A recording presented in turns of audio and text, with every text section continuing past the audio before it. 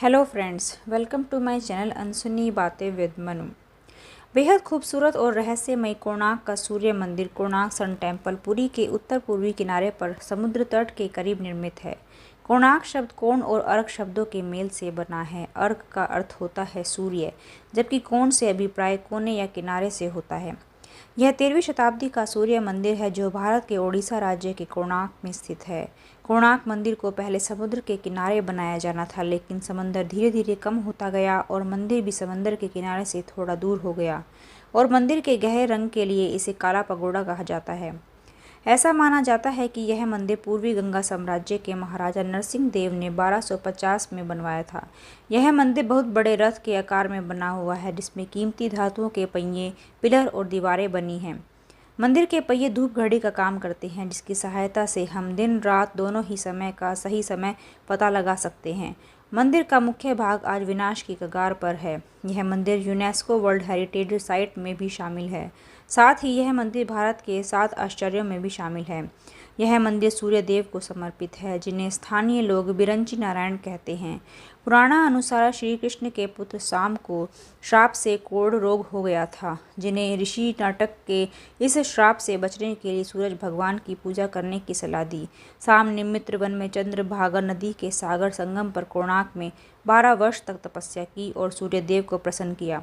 सूर्यदेव जो सभी रोगों के नाशक थे, उन्होंने इसका रोग का अंत भी कर दिया, और कहते हैं कि शाम ने ही इस मंदिर को बनाया था। यह कई इतिहासकारों का मत है कि कोणार्क मंदिर के निर्माणकर्ता राजा लांगुल नरसिंह देव की अकाल मृत्यु के कारण मंदिर का निर्माण कार्य खटाई में पड़ गया, जिसके परिणाम स्वरूप अधूरा ढांचा ध्वस्त हो गया। लेकिन इस मत को ऐतिहासिक आंकड़ों का समर्थन नहीं मिलता है। पुरी के मदल पंजी के आंकड़ों के अनुसार कुछ 1278 ईस्वी के ताम्र पत्रों से पता चला कि राजा लांगुल नरसिंह देव ने 1282 तक शासन किया। कई इतिहासकार इस मत के भी हैं कि कोणार्क मंदिर का निर्माण 1253 से 1260 ईस्वी के बीच हुआ था। अतः मंदिर के अपूर्ण निर्माण का इसके ध्वस्त होने का कारण होना तर्क संगत नहीं है। कोणार्क का सूर्य मंदिर कामुकता को एक नई परिभाषा देता है। यहाँ बनी मूर्तियों में बड़ी ही खूबसूरती के साथ काम और सेक्स को दर्शाया गया है।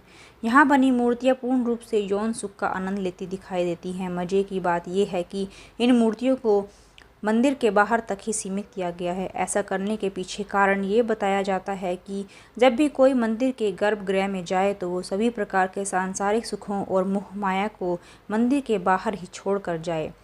कोणार्क के बारे में एक मिथक और भी है कि यहाँ आज भी नर्तकियों की आत्माएं आती हैं। अगर कोणार्क के पुराने लोगों की माने तो आज भी यहाँ आपको शाम में उन नर्तकियों के पायलों की झनकार सुनाई देगी, जो कभी यहाँ आज के राजा के दरबार में नृत्य करती थी। मंदिर जिसमें पूजा नहीं की गई आश्चर्य की बात है। एक तरफ जिसे मंदिर कहा जाए, वहाँ पूजा ना हो तो किसी भी अचंभे से कम नहीं है। यहाँ के स्थानीय लोगों की अगर माने तो आज तक इस मंदिर में कभी पूजा नहीं हुई, और अब तक ये मंदिर एक वर्जन मंदिर है। कहा जाता है कि मंदिर के प्रमुख वास्तुकार के पुत्र ने राजा द्वारा उसके पिता के बाद इस निर्माण अधीन मंदिर के अंदर ही आत्महत्या कर ली थी, जिसके बाद से इस मंदिर में पूजा या किसी भी धार्मिक अनुष्ठान पर पूर्णतः प्रतिबंध लगा दिया गया। कई कथाओं के अनुसार सूर्य मंदिर के शिखर पर एक चुंबक पत्थर लगा था, जिसके प्रभाव से कोणार्क के समुद्र से गुजरने वाले सागर पोत इस ओर खींचे चले जाते थे, जिससे उन्हें भारी क्षति होती थी।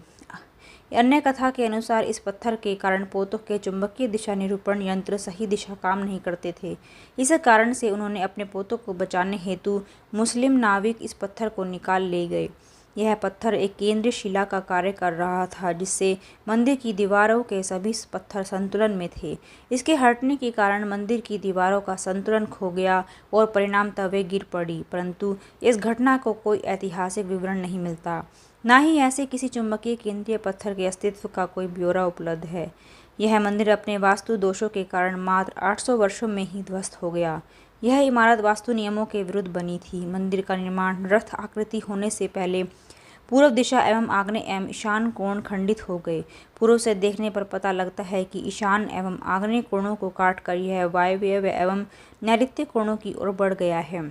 इस मंदिर की रचना इस प्रकार की गई है जैसे एक रथ में 12 विशाल पहिए लगाए गए हों और इस रथ को 7 ताकतवर बड़े घोड़े खींच रहे हों।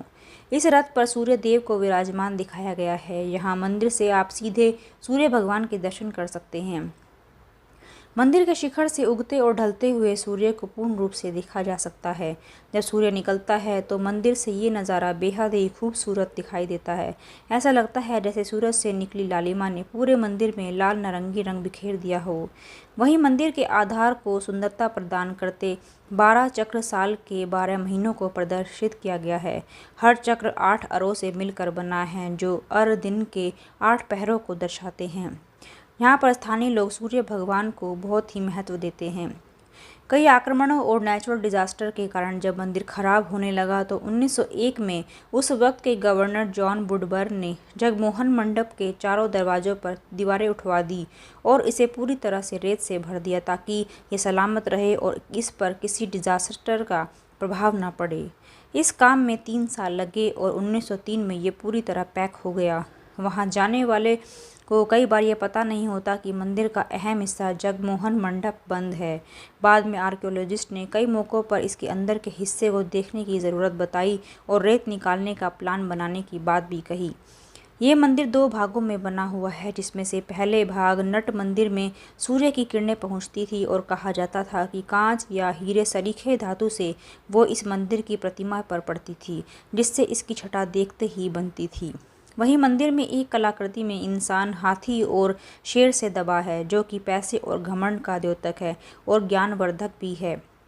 इसमें एक चमत्कारी बात यह भी है कि इस मंदिर का निर्माण एक सैंडविच के तौर पर किया गया था जिसके बीच में लोहे की प्लेट थी जिस पे मंदिर के पिलर रुके हुए थे। ऐसा भी कहा जाता है कि मंदिर के ऊपर एक 52 टन का चुंबक रखा गया था जो कि इन खंभों को संतुलित करता था।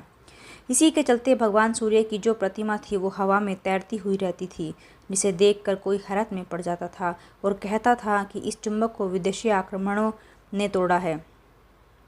ऐसा कहा जाता है कि मंदिर के ऊपर रखे चुंबक के चलते समुद्र से गुजरने वाले नाव जो कि लोहे के बने होते थे वो चुंबकीय क्षेत्र के चलते क्षतिग्रस्त हो जाते थे और उस समय के नाविकों ने इस चुंबक को हटा दिया जिसके बाद से ही यहाँ अंग्रेज आ सके। आज के लिए बस इतना ही। मैं आपके लिए ऐसी ही अनसुनी बातें लाती रहूँगी। तब तक के लिए stay safe, stay healthy, stay connect.